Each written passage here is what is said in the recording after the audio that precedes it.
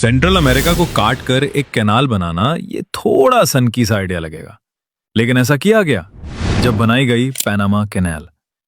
लेकिन इस Panama canal को एक्चुअली में ओन कौन करता है?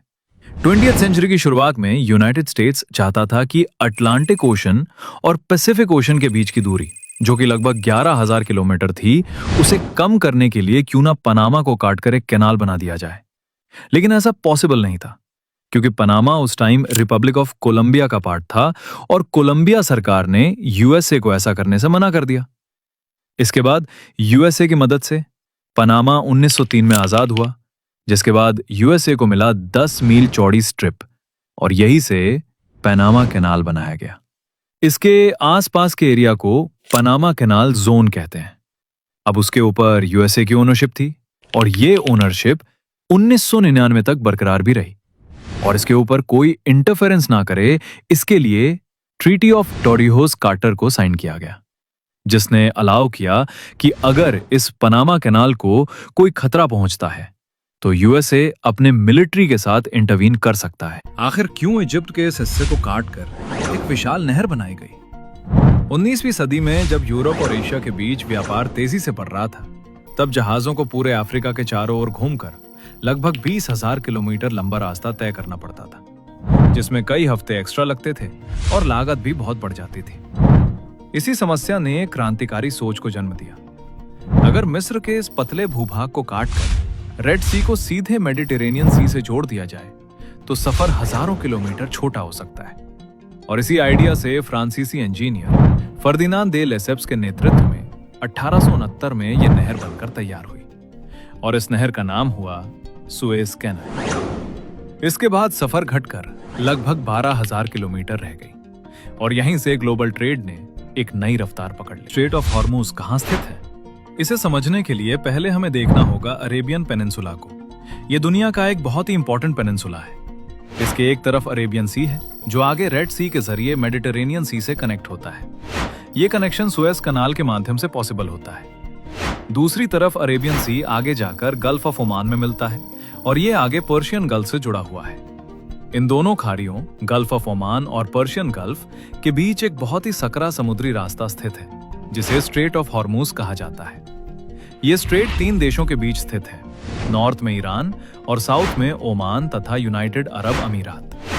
हर दिन दुनिया के सबसे बड़े ऑयल टैंकर्स इसी रास्ते से गुजरते हैं और ह्यूज अमाउंट में ऑयल दुनिया के अलग अलग देशों तक पहुंचाया जाता है। ये स्ट्रेट 3 देशों के बीच स्थित है, ईरान, ओमान और यूनाइटेड अरब एमिरेट्स।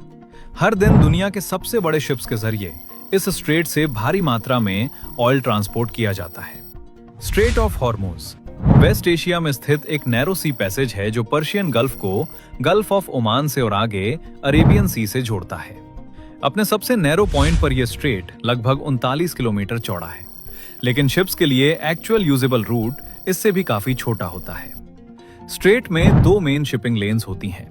एक लेन उन शिप्स के लिए जो पर्शियन गल्फ में एंटर करती हैं, दूसरी लेन उन शिप्स के लिए जो पर्शियन गल्फ से एग्जिट करती हैं। हर शिपिंग लेन लगभग 2 माइल्स वाइड होती है। इन दोनों लेन्स के बीच एक बफर जोन भी होता है, जो शिप्स को सेफ डिस्टेंस मेंटेन करने में मदद करता है। हर दिन लगभग 20 से 21 मिलियन बैरल्स ऑयल इस स्ट्रेट से गुजरता है। स्ट्रेट ऑफ हॉर्मुज दुनिया का सबसे क्रिटिकल ऑयल चोक पॉइंट।